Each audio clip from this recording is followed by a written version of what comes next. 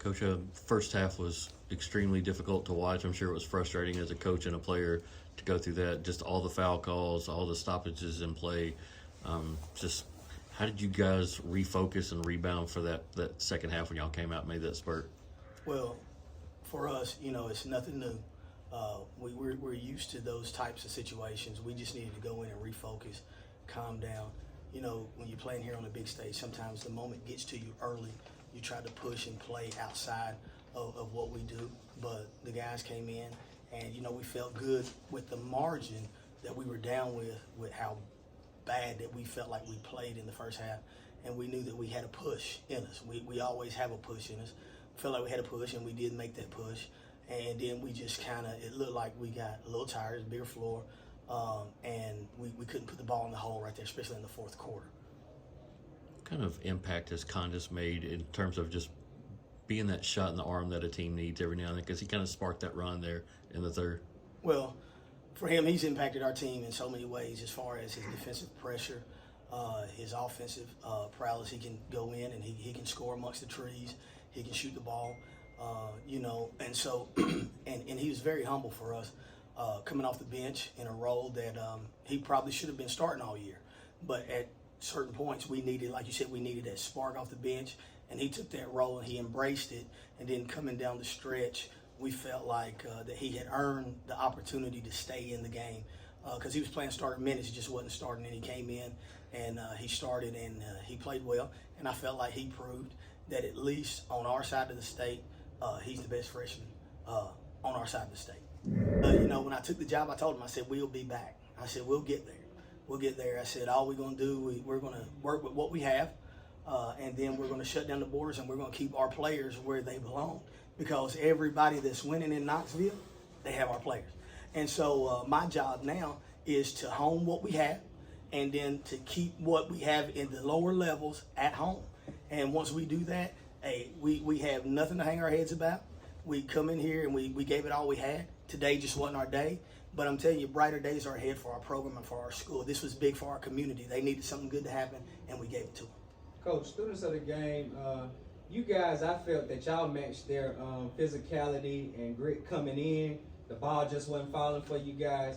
But what was the message at halftime that you actually got? You got the message to your guys, and they sparked a 10-0 run. Well, I told them that the community was behind them. And I told them we didn't come all the way down here to get pumped. And that's not something that we do. That's not our identity, that we were going to fight back. And they answered the bell, and they did fight back. And these three young men that's with me right here, they were a big reason, as well with DeAndre Hunley and Justin Pruitt.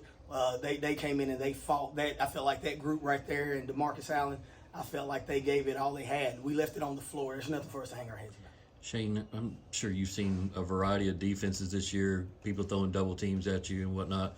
What was different about their defense today as maybe something you've seen earlier in the year? It was just like full court pressure, not letting me touch it, like making me real uncomfortable, even though I wasn't. But it was just like the whole game, no let off. If I try to take the ball out on the free throw line, it's two at me right there. So that was really it. I guess going in the game, I was telling people it's kind of imperative that you don't get into foul trouble. I know you've had some foul trouble throughout the postseason. You get hit with one 12 seconds in. Did you kind of know at that point it was going to be that kind of game? Yeah, because really I thought that was a bad call, considering the guy was grabbing my arm the whole time I was dribbling. And when I make a move and he just flops back, they called a charge. So it was kind of like disappointing that early. Coach, 52 turnovers combined in this game, 52 total fouls. Can you somehow try to describe what you watched today? I don't think we can get fined in high school. So I'm still going to stay away from that. But, I felt like, and no disrespect on the other 6 teams that are here, I felt like today was going to be the best game. It was going to be state championship game. And I felt like the referees, they didn't want it to get out of hand. And so I felt like, they over-inserted themselves in the game, which really had both teams on their heels. And when you look at it statistically, you look at the score and it looks really bad. The score looks so lopsided. But when if you were at the game, you realize that the game, the closeness of the game, is not indicated by the score. And and like you said, a lot of turnovers because everybody wants to score. 2 teams, it looked like a ping pong match there for few possessions. You turned it over like 5 times, and then still nobody scores. It goes up in the center row there. But those are things that, like I said, with a little bit more work, a little bit more experience, I feel like our guys will shore those things up. It seemed like every loose ball, every bounce, even we get deflection, went back to them, and they were able to capitalize off of it. And when you're shooting, 3 to 5 foot shots, and we're having to shoot from 8 to 22 foot shots, that's the tell of the tape right there, guys. Brought to you by SmartBank. Play smart. Bank smart. SmartBank. For more information, visit smartbank.com.